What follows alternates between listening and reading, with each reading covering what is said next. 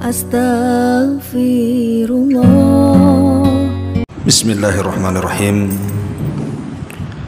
Assalamualaikum warahmatullahi wabarakatuh.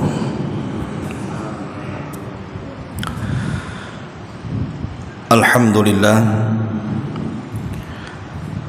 alhamdulillahi rabbil alamin, wa bihi nasta'in wa ala umurid dunya waddin. Wassalatu wassalamu ala ashrafil anbiya'i wal mursalin Muhammadin wa ala alihi wa sahbihi ajmain, amma ba'du. Alhamdulillah, di malam hari ini dengan izin Allah subhanahu wa ta'ala kembali kita duduk untuk bertalabul ilmi. Dan tema di malam hari ini kita akan membahas satu kisah sahabat Rasul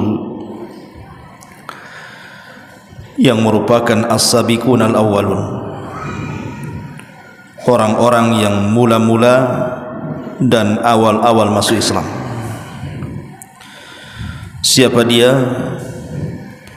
Dia adalah Uthman ibnu Mad'un radhiyallahu anhu. Uthman ibnu Mad'un. Uthman ibn Mad'un atau kunyahnya Abu Sa'ib, Uthman ibn Mad'un al-Jumahi radhiyallahu anhu, adalah seorang sahabat Nabi sallallahu alaihi wasallam yang tergolong as-sabiqun al-awwalun, dari deretan 20 sahabat yang awal-awal masuk Islam. Dan ulama mencantumkan dia adalah nomor urut ke-14 dari 20 sahabat Nabi sallallahu alaihi wasallam yang mula-mula masuk Islam. Dan Uthman ibn Mad'un radhiyallahu an masuk Islam dengan sederetan para sahabat dalam satu waktu. Di sana ada Ubaidah ibnul Harith ibn Abdul Muttalib, kemudian Abdurrahman ibn Auf, kemudian Abu Salamah ibn Abdul Asad, kemudian Abu Ubaidah ibnul Jarrah, kemudian Uthman ibn Mad'un. Dalam satu waktu mereka menghadap Nabi sallallahu alaihi wasallam kemudian masuk Islam. Ma'asyiral muslimin yang dimuliakan Allah azza wa jalla, baik, kita akan mulai siapa sosok Uthman ibn Mad'un radhiyallahu anhu ini, yang saat wafatnya Nabi sallallahu alaihi wasallam menangis sampai berderai air matanya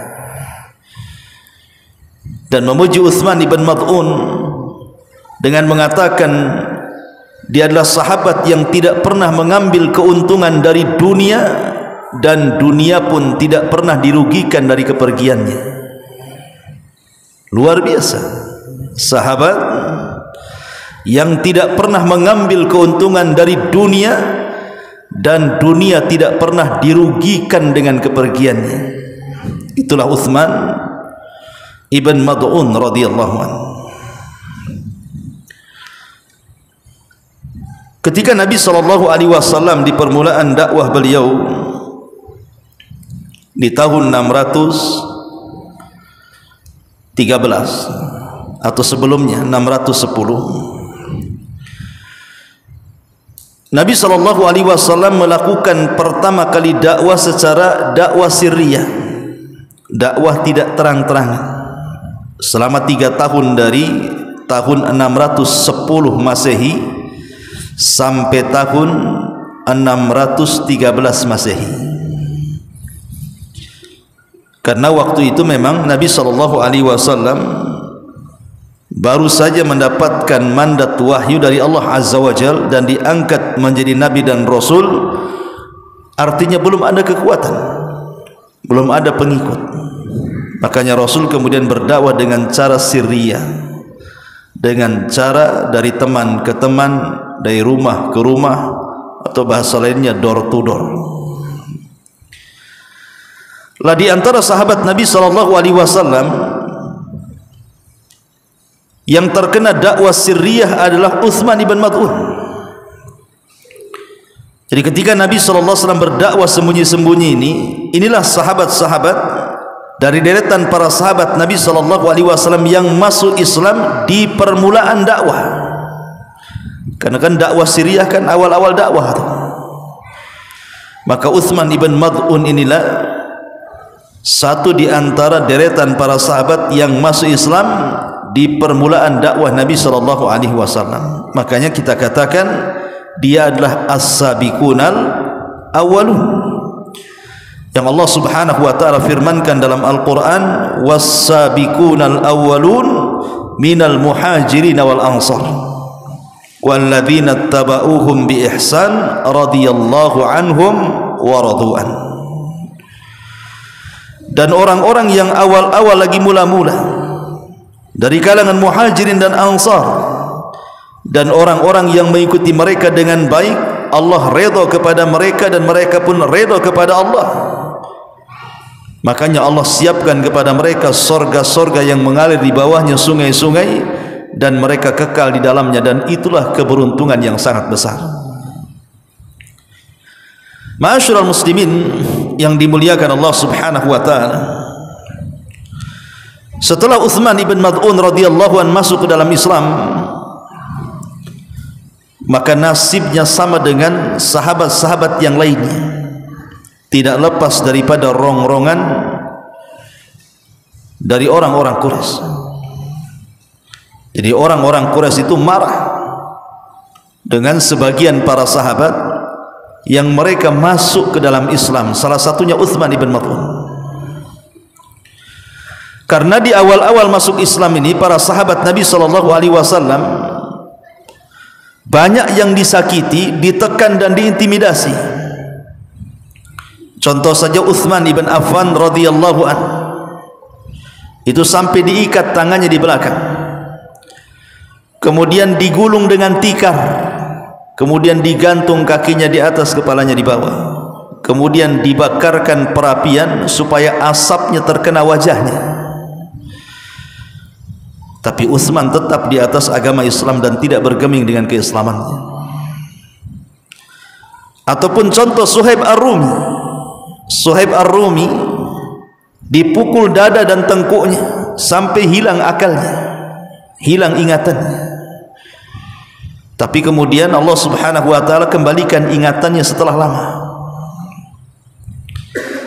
Atau contoh Mus'ab ibn Umair yang dipenjarakan keluarganya gara-gara masuk ke agama Nabi SAW. Setelah kemudian dia lepas dari penjara keluarga, maka dia diputus oleh keluarganya, tidak boleh menerima sepeser pun uang dari kekayaan keluarganya, disuruh cari uang sendiri. Apalagi kalau kita cerita para budak kan, seperti Bilal ibn Rabah bagaimana disiksa habis-habisan oleh Umayyah bin Khalaf. Kemudian Khabbab ibn Arat yang disundut dengan besi panas. Ataupun keluarga Ammar ibn Yasir yang dibantai oleh Abu Jahal, sampai Sumayyah mati syahid, dan juga suaminya kecuali Ammar, itu pun tidak tahan, hampir murtad. Lah salah satu yang mendapatkan penyiksaan adalah siapa? Uthman ibn Mad'un. Uthman ibn Mad'un ini juga tidak lepas daripada siksaan orang-orang Quraisy. Makanya karena dia tidak tahan, dia kemudian melakukan hijrah pertama kali dengan rombongan Uthman ibn Affan. Kemana? Ke Ethiopia, Habasyah.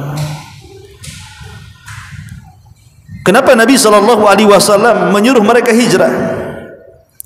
Dan Nabi SAW juga tidak berangkat hijrah ke Habasyah, karena posisi Nabi SAW kali itu masih kuat, dilindungi oleh kabilahnya, sehingga orang-orang musyrik tidak berani menyentuh Nabi.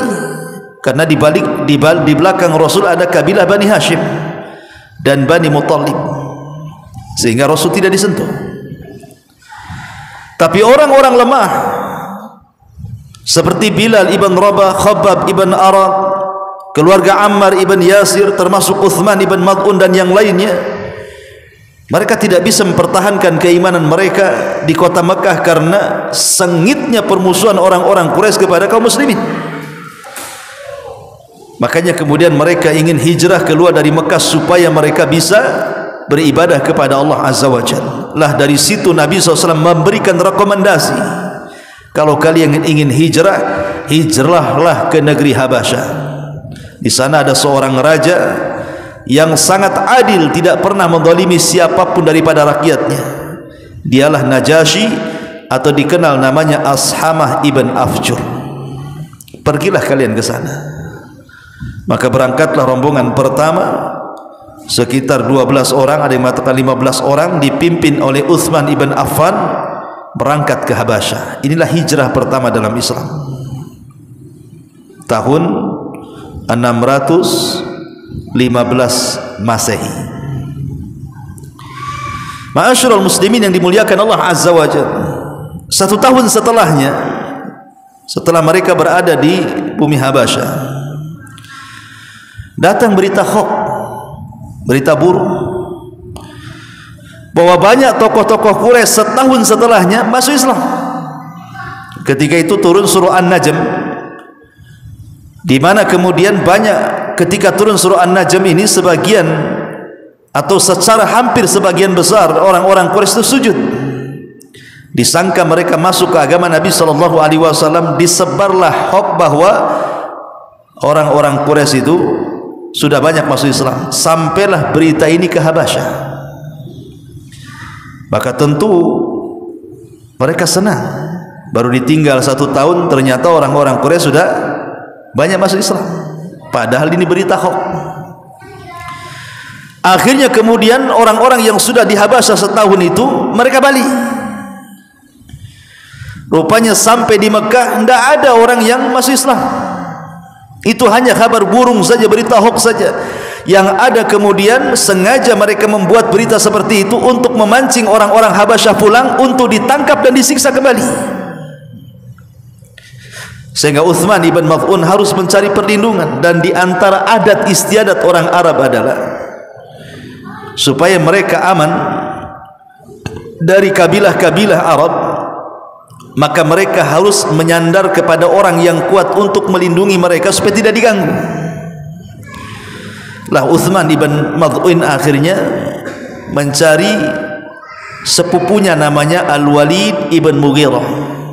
Dan Al-Walid ibn Mughirah ini tokoh besar dari tokoh-tokoh Quraisy, ayahanda daripada Khalid ibn Walid.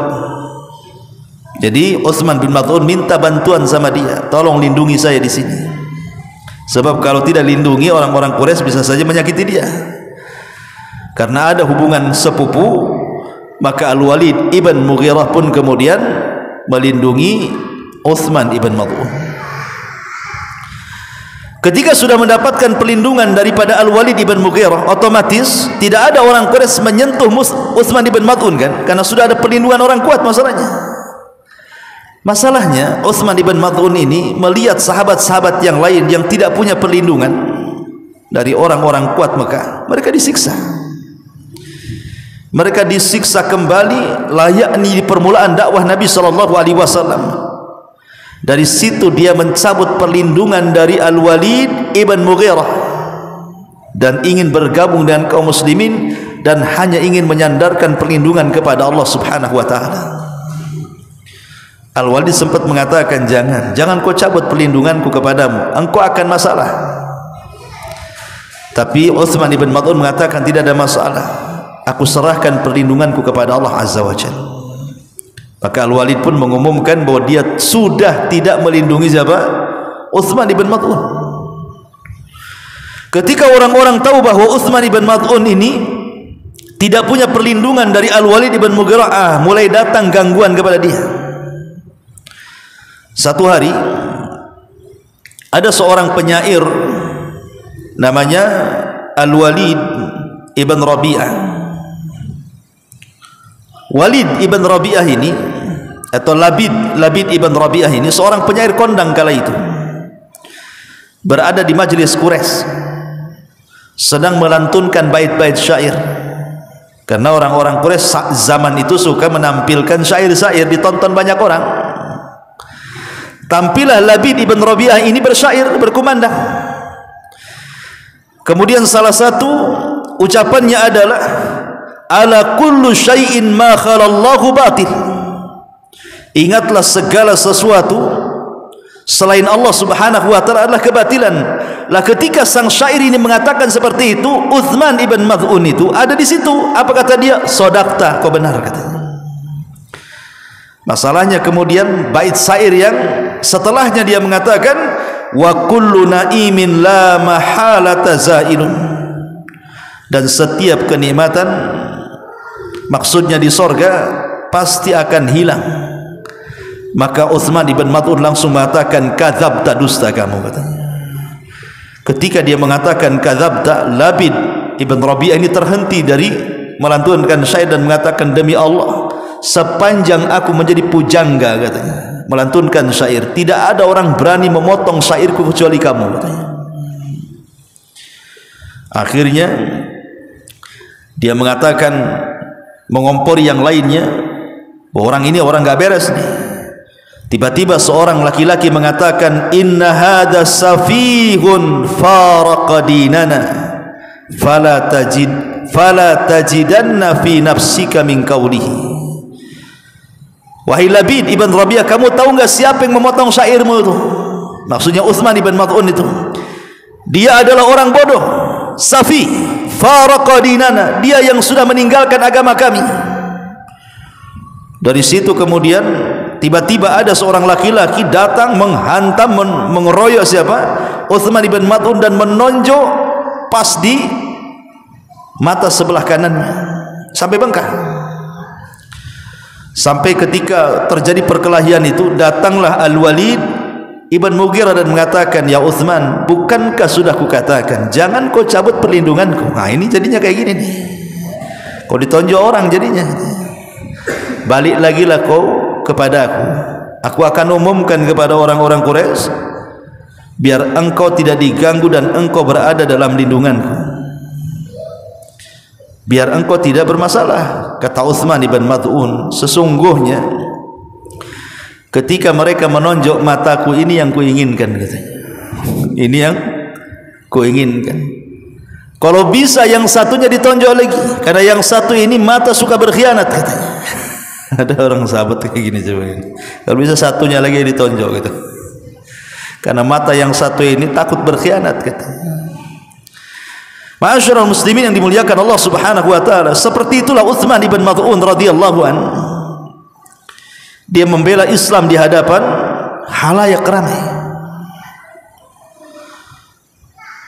Ma'asyiral muslimin yang dimuliakan Allah Azza wa Jalla. Jadi ketika kemudian mereka balik dari hijrah pertama, kemudian terjadi kembali semacam penyiksaan dari orang-orang Quraisy, akhirnya mereka kembali lagi ke Habasyah untuk kedua kalinya. Itulah hijrah kedua ke Habasyah, dengan membawa para sahabat Nabi SAW yang jauh lebih banyak lagi, dipimpin oleh Ja'far ibn Abi Talib pada tahun 616 Masehi.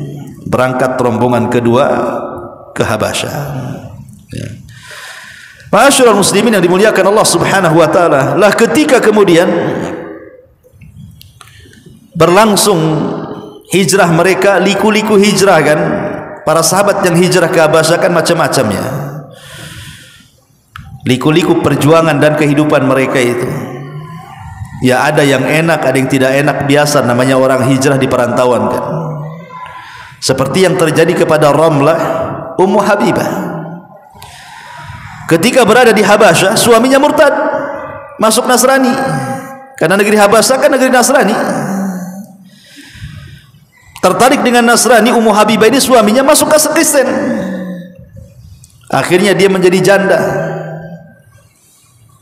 Kemudian Nabi SAW mengutus Amir Al-Dhamri untuk meminang Ummu Habibah menjadi istri Nabi SAW. Jadi hidup di negeri orang-orang yang berbeda akidah ini kadang-kadang membahayakan.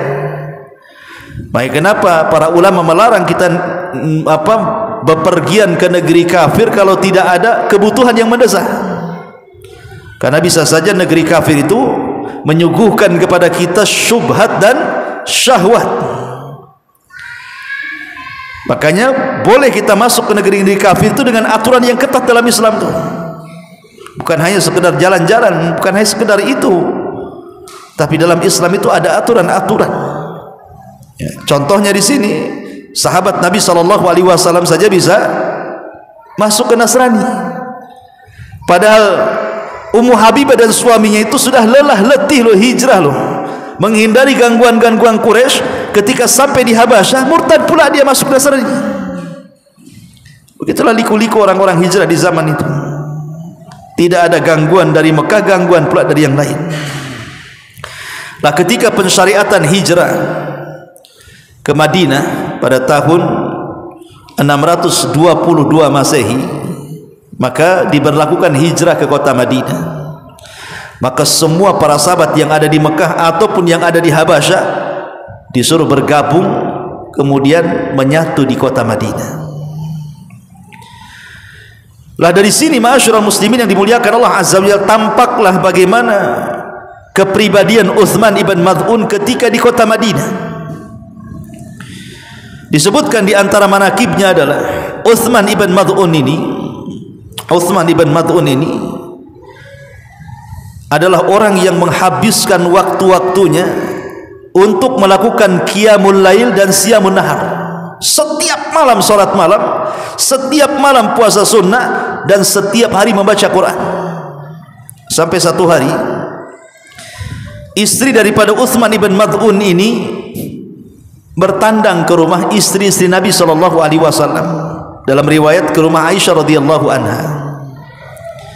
Kata Aisyah radhiyallahu anha kepada istrinya Utsman ibn Mad'un ini, "Kenapa penampilanmu seperti ini? Kenapa penampilanmu seperti orang susah? Bukankah suamimu orang berduit? Harusnya kan pakaianmu itu yang layaklah dipakai. Ini pakaian enggak layak ini. Sifat perempuan itu harus berdandan untuk suaminya." Maka istrinya mengatakan kepada Aisyah radhiyallahu anha, "Bagaimana aku harus dandan sementara suamiku tidak berhajat kepada aku? Kalau malam solat malam, kalau siang puasa sunnah, kapan dia menyentuhku?" Akhirnya kemudian sampailah berita ini kepada Nabi SAW. Maka Nabi SAW menasihati kepada Utsman ibn Mad'un bahwa Allah itu punya hak, tapi keluarga kamu juga punya hak, gitu ya. Jangan kau habiskan hak Allah dengan qiyamul lail setiap malam ataupun dengan puasa sunnah setiap hari, tapi luangkan waktu untuk keluargamu. Karena biarpun demikian, kata Rasul, tidak ada manusia yang lebih bertakwa dibandingkan aku, tapi aku bagi hak-hakku kepada Allah dan kepada keluargaku, kata Nabi. Akhirnya Utsman ibn Mad'un sadar, kemudian mengikuti nasihat Nabi SAW. Begitulah di zaman dulu, ikhwan, di mana seorang istri tidak dipedulikan itu karena suaminya rajin ibadah. Kalau sekarang suami tidak mempedulikan istri, pasti ada orang ketiga. Kalau enggak keempat, kelima, keenam, ketujuh, ke-8 tuh. Tadi mana-mana tuh nyangkut dia kan. Kan itu. Ma'asyiral muslimin yang dimuliakan Allah Azza wa Jalla. Kemudian juga Utsman ibn Mad'un terkenal syiddatu hayah. Rasa malu yang luar biasa yang dimiliki Utsman ibn Mad'un ini. Dan Rasul mengatakan, al-haya'u la ya'ti illa bi khairin. Perasaan malu itu tidak mendatangkan kecuali kebaikan. Lah di antaranya adalah selama berhubungan suami istri ini, Utsman ibn Mad'un ini, dia malu untuk memandang aurat istrinya. Dia tidak pernah memandang aurat istrinya walaupun berhubungan. Utsman ibn Mad'un ini. Kemudian sampailah perkara itu kepada Nabi SAW. dan dia mengemukakan alasannya kenapa tidak mau menutup aurat, tidak mau memandang aurat sampai kepada orang yang halal bagi dia, tidak mau memandangnya. Akhirnya kemudian Nabi SAW menasihati dan mengatakan, innallaha ja'alaha laka libasan wa ja'alaka laha libasan. Ya Uthman, istrimu loh sudah Allah jadikan baju bagimu. Kenapa kau tidak boleh menatap aurat? Boleh, enggak ada masalah. Ya. Tapi itulah perasaan malu Uthman ibn Mad'un radhiyallahu anhu sampai memandang aurat istrinya saja tidak mau gitu. Kalau kita jangankan lagi aurat istri, aurat tetangga aja diteropong-teropong kan ya. Bahaya mata kita ini, mata belang kan gitu ya. Ma'asyiral muslimin yang dimuliakan Allah Azza wa Jalla. Tapi begitulah syiddatul haya. Bagaimana perasaan malu Uthman ibn Mad'un radhiyallahu anhu. Dan Uthman ibn Mad'un sekali lagi adalah orang yang tidak terpengaruh dengan dunia sama sekali. Tidak terpengaruh dengan dunia. Hidupnya zuhud. Betul-betul dia ala kadarnya hidupnya itu. Sebenarnya ma'asyiral muslimin yang dimuliakan Allah Azza wa Jalla, dalam Islam orang kaya itu tidak dilarang. Orang menggunakan fasilitas dunia itu tidak dilarang. Seperti antum dari rumah ke sini, bagus naik motor atau jalan kaki? Jalan kaki pengkor lah antum, naik motor. Antum punya mobil, bagus pakai mobil kan? Artinya boleh kita pakai motor, boleh pakai mobil, tidak ada masalah. Selama dunia yang antum miliki itu hanya sebatas sarana untuk menyempurnakan ibadah. Yang jadi masalah itu ketika dunia bukan hanya sekedar sarana, tapi sudah menjadi tujuan. Ketika dunia sudah menjadi tujuan, berarti ujung-ujungnya meletakkan dunia dalam hati. Kalau dunia sudah diletakkan dalam hati manusia, maka pasti dia akan berangan-angan untuk takut mati dan akan mengatakan, kalau boleh Allah kasih umur lebih bagi saya supaya bisa menikmati dunia. Itu ketika dunia dalam hati ya. Ujung-ujungnya takut mati. Makanya kata Nabi SAW, hubbud dunya wa karahiyatul maut. Orang kalau sudah cinta dunia pasti dia takut mati. Orang kalau sudah cinta dunia, konsekuensinya pasti takut mati. Sebagaimana orang kalau cinta akhirat pasti ingin cepat mati. Lah Uthman ibn Mad'un ini adalah sahabat yang luar biasa, tidak terpengaruh dengan dunia. Dan banyak sahabat yang model-model Uthman ibn Mad'un ini. Salah satunya siapa? Abu Ubaidah ibnul Jarrah. Ketika di masa Amirul Mukminin Umar bin Khattab radhiyallahu an, Umar ini bertandang dari Madinah ke Syam, kemudian melihat tendanya Abu Ubaidah ibnul Jarrah. Dilihatnya tidak ada satu pun di tenda itu, maksudnya barang-barang mewah, padahal dia panglima perang dan Persia takluk di tangannya. Maka Umar bin Khattab geleng-geleng kepala dan mengatakan sambil menangis, ya Aba Ubaidah, kulluna ghayyaratna dunya. Kami semua terobahkan dengan dunia illa anta, kecuali kamu. Jadi banyak para sahabat itu yang hidup zuhud ya, tidak terpengaruh dunia dengan dunia sama sekali. Lah salah satunya Uthman ibn Mad'un. Makanya tadi saya sebut di awal saat kematiannya, Nabi SAW sampai mengatakan kepada Uthman ibn Mad'un sambil menangis tu, apa kata Nabi SAW? Rahimakallah ya Aba Sa'id, kharajta minad dunya wa ma asabta minha wa la asabat minka, kata Rasul. Semoga Allah merahmatimu wahai Aba Sa'id, engkau keluar dari dunia, dunia tidak pernah dirugikan dengan kepergianmu dan engkau tidak pernah mengambil keuntungan padanya. Begitulah sahabat Uthman ibn Mad'un radhiyallahu anhu. Masalahnya ikhwan, sahabat Uthman ibn Mad'un ini bukan meninggal saat peperangan. Karena kan yang diinginkan para sahabat Nabi SAW di zaman itu, mereka kalau meninggal itu ingin mati syahid. Itu cita-cita para sahabat. Pokoknya para sahabat itu kalau sudah berjihad tidak ingin pulang. kalau bisa mati dalam peperangan. Itu semua cita-cita para sahabat seperti itu. Dari sini kita tahu bahwa para sahabat itu pemberani, sebuah kaum yang tidak takut akan kematian. Macam mana akan bisa dilawan? Orang kalau perang niatnya mati, siapa yang akan bisa melawan orang seperti ini?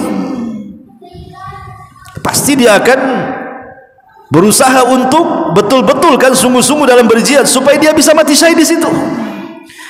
Makanya dalam setiap peperangan di zaman itu tidak dikalahkan para sahabat. Macam mana melawan kaum yang tidak takut mati, itu masalahnya.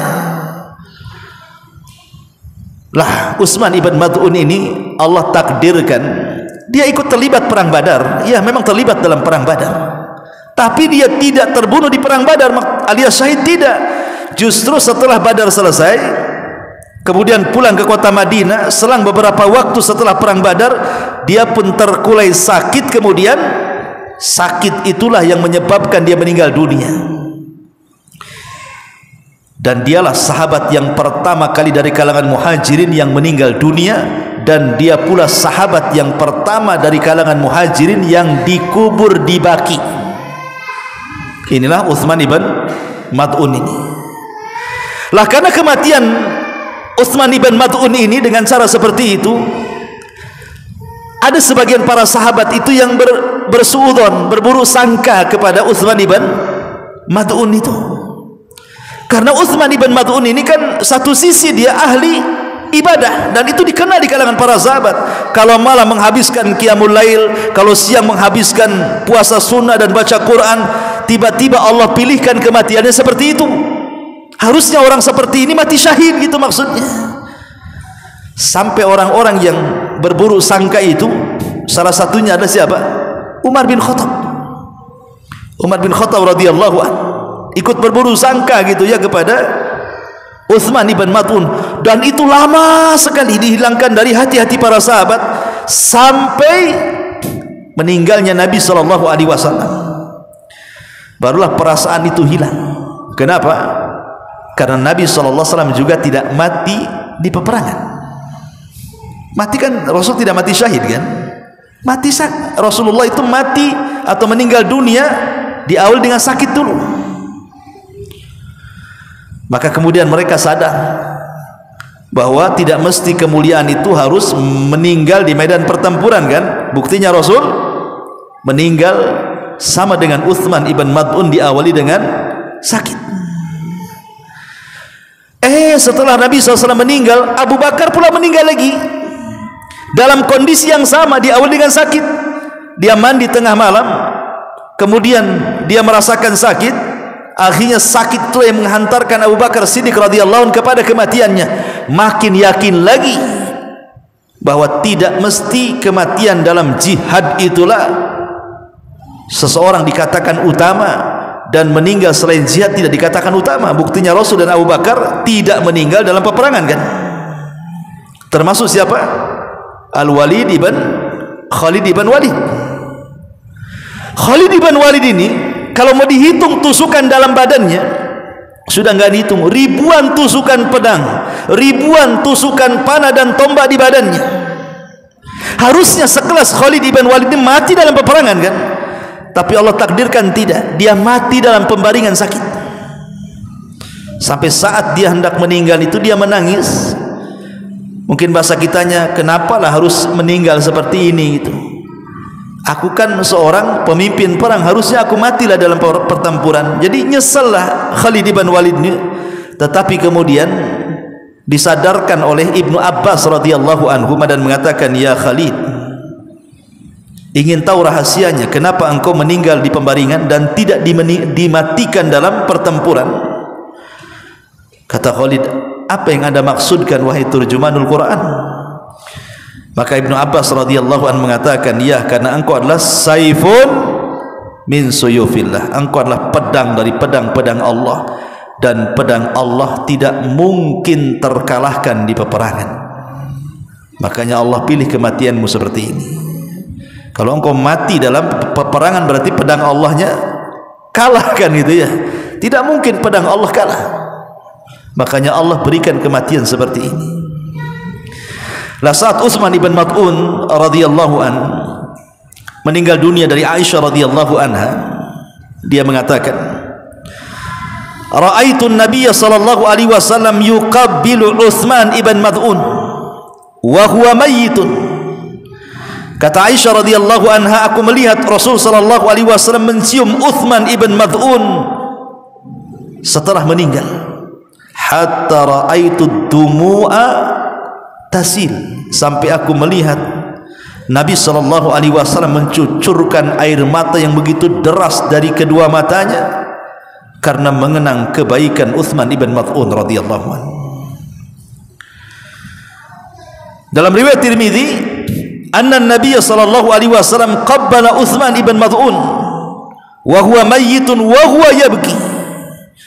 Bahwa Nabi sallallahu alaihi wasallam mencium kening Utsman ibn Mad'un dan dia sudah meninggal, seraya menangis Nabi sallallahu alaihi wasallam.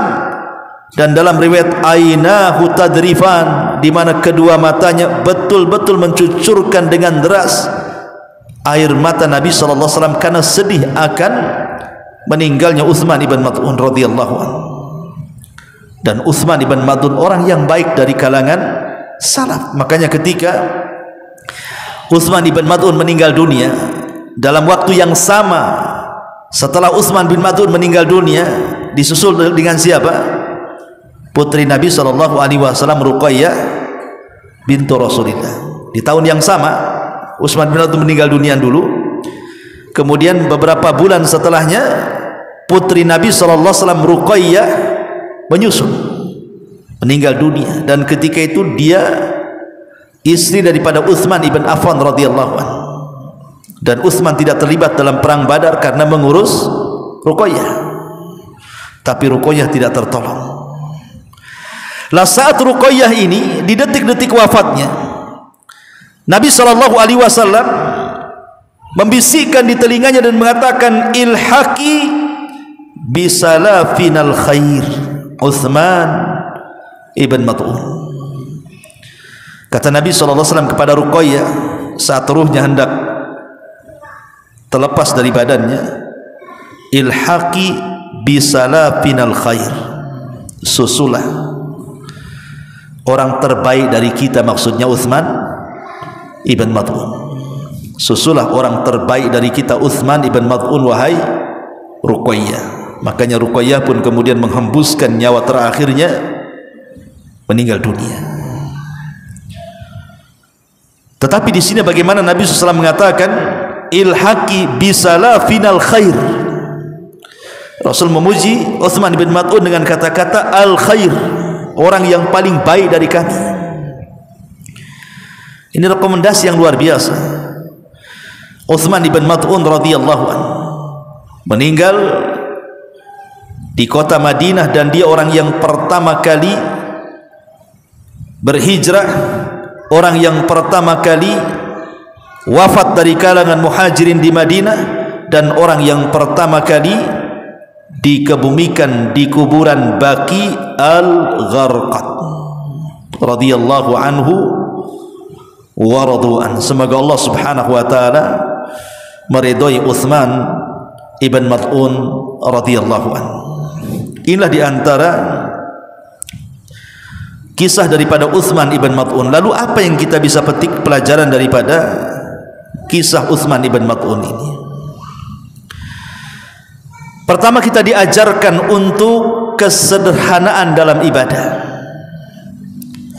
Ketika Utsman ibn Mad'un menghabiskan hari-harinya untuk beribadah kepada Allah, malamnya qiyamul lail tidak berhenti, kemudian siangnya dihabiskan untuk puasa sunnah, sehingga dia kurang perhatian dengan keluarganya, Rasul menasihati, bukan seperti itu cara beribadah. Masalahnya Allah itu tidak akan pernah bosan dengan ibadah kita. Terkadang kita yang bosan dengan ibadah kita kepada Allah. Allah enggak akan pernah bosan dengan kita. Kita yang bosan nantinya. Makanya itu yang dialami oleh siapa? Abdullah ibn Amr ibn As. Abdullah ibn Amr ibn As ketika dinasihati Nabi SAW, dia kan sama juga tuh, tiap hari puasa sunnah, tiap hari qiyamul lail, tiap hari baca Quran dan menghatamkan lagi, tiap hari menghatamkan Quran. Oleh Rasul dikasih alternatif, kalau bisa hatamkan Quran sebulan sekali katanya. Kalau bisa puasamu puasa 3 hari dalam sebulan, atau kalau tidak bisa ingin lebih maka puasalah Senin Kamis, atau ingin lebih puasa Daud, dan jangan ditambah lagi di sini kata Rasul. Tapi Amr ibn As kemudian karena merasa mampu, dia memilih ibadah yang paling ketat yang diberikan Nabi SAW. Seperti puasa, dia tidak mau mengambil Ayyamul Bid, dia ambil puasa Daud ya. Kemudian dia menghatamkan Quran 10 sekali, 10 hari sekali, dan begitu seterusnya. Ketika dia masa senja sudah tua, Abdullah ibn Amr bin As ini sudah senja, sudah tua, tenaganya tidak seperti muda lagi, barulah dia agak kerepotan untuk melakukan ibadah-ibadah dengan cara istiqomah yang biasa dilakukan dari muda. Kenapa? Karena terlampau banyak yang harus dilakukan. Dari situ dia mengatakan, laitani akhadtu rukhsatan Nabiy sallallahu alaihi wasallam, duhai kiranya dulu ketika Rasul menyarankan aku untuk melakukan ibadah yang ringan, aku ambillah keringanan itu katanya, supaya aku bisa istiqomah sampai kematianku. Dari sini kita tahu bahwa khairul a'mal adwamuha wa in qalla, sebaik-baik amal itu yang istiqomah walaupun sedikit, daripada diborong banyak kemudian capek akhirnya ditinggalkan ibadah. Bahasa ulama itu man akhadha jumlatan faqadal jumlah, siapa yang mengambil banyak pasti akan meninggalkan banyak juga. Ini yang pertama. Yang kedua, di antara faedah daripada kisah Utsman ibn Mad'un radhiyallahu anhu di sini, bagaimana Utsman ibn Mad'un mengajarkan kesederhanaan dalam hidup, bukan hanya dalam ibadah, dalam hidup. Dia tidak terpengaruh dengan dunia. Dengan kata lain, dia mengajarkan kepada kita apa yang disebut dengan zuhud. Apa itu zuhud? Zuhud itu meletakkan dunia di genggaman tangan dan tidak meletakkan dunia di dalam hati. Itulah zuhud. Dan ini definisi yang paling mantap yang dikatakan oleh Hasan al-Basri rahimahullahu ta'ala, Sufyan al-Thawri rahimahullahu ta'ala. Nah, Sufyan al-Thawri ini kan kaya, banyak duitnya. Kemudian orang-orang mengatakan, ya Sufyan, engkau mengajarkan kami zuhud tapi kau kaya katanya. Engkau ini termasuk imamuz zahidin, imamnya orang-orang zuhud, tapi kau kaya. Jadi orang-orang yang mengatakan seperti itu kepada Sufyan seolah-olah zuhud itu harus miskin. Zuhud itu kalau bisa robek-robek pakaiannya. Zuhud itu kalau bisa makan keraknya, nasi-nasi kering yang dikeringkan gitu ya. Nggak boleh makan rawon, makan gulai nggak boleh. Zuhud itu yang ya lontong sayur yang udah 3 hari gitu ya. Jadi seolah-olah zuhud itu apa ya, nggak menikmati dunia, nggak begitu. Jadi Sufyan al-Thawri mengajarkan bukan begitu katanya. Kenapa aku harus kaya, kata Sufyan al-Thawri? Likai la atamandalu ala sultan, supaya kalau aku kaya aku tidak menjilat penguasa. Kalau aku miskin, aku menjilat penguasa, aku tidak bisa mengeluarkan kata-kata hak di hadapan mereka. Tapi ketika aku kaya, aku tidak menjilat penguasa, maka aku bisa mengkritik pemerintah, karena aku tidak berhajat kepada mereka. Kemudian dia mengatakan, sesungguhnya zuhud itu adalah meletakkan kekayaan di tangan dan tidak meletakkan kekayaan di hati. Ketika kekayaan itu hanya berpindah dari satu tangan ke tangan berikutnya, maka kalaupun kekayaan itu hilang, tidak mempengaruhi hati kita. Seolah-olah datang dari tangan kanan untuk pergi ke tangan orang, hanya berpindah-pindah tangan saja, sehingga kalaupun hilang maka hati tidak terpengaruh. Beda kalau antum letakkan harta di hati kemudian berpindah ke yang lain, maka harus mengeluarkan harta dari hati itu berat rasanya. Disitulah letaknya akhirnya mencintai dunia dan berujung kepada takut akan kematian. Ma'asyiral muslimin yang dimuliakan Allah Subhanahu wa taala, dan yang terakhir tentu pelajaran daripada kisah Utsman ibn Mad'un radhiyallahu anhu ini. Utsman ibn Mad'un mengajarkan kepada kita tentang pengorbanan dalam Islam. Dia hijrah 3 kali, ke Habasyah 2 kali dan ke Madinah 1 kali. Dan hijrah di masa itu bukan naik kendaraan kayak sekarang enak ya kan, hijrah naik pesawat sampailah sana, naik kereta sampai sana, naik bus sampai sana. Hijrah jalan kaki dari Mekah ke Ethiopia itu jauh, harus melewati berbagai macam daerah yang menakutkan, gurun pasir, Sahara dan begitu seterusnya.